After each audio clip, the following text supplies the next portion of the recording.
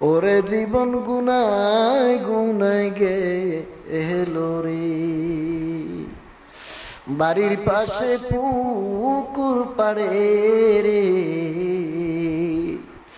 বাসবি বাসের ঘর, ওরে বায়ো নাই বান্দ অবনাই রে, ওরে কে লইব খবর রে, ওরে জীবন গুনায় গুনায় গে এলো রে। ইয়া রাব্বি কারীম, একটা হাতেরও তুমি খালি দিও না গো আল্লাহ। আমরা এখানে যারা হাত বাড়াইছি গো, কার জানি গো মা নাই, কার জানি আদরের বাবা নাই রে, কার বাবা মা জানি গো ওই পুকুর পাড়ে বাঁশ গাছের নিচে ঘুমায় গো আল্লাহ। ও মালিক, আমরা এখানে যারা হাত বাড়াইছি, আমাদের মতো কত যুবক রে ওই পুকুর পাড়ে বাঁশ গাছের নিচে ঘুমায়। মালিক,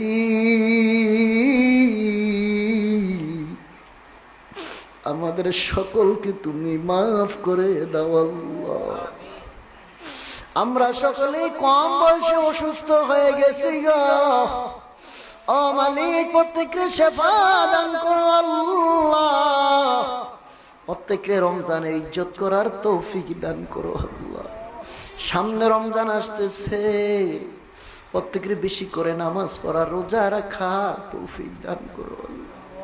আল্লাহ আমাদের ইমানি শক্তি বাড়াইয়া দাও আল্লাহ, আমাদের আমলি জিন্দিগি নসিব করো আল্লাহ গো।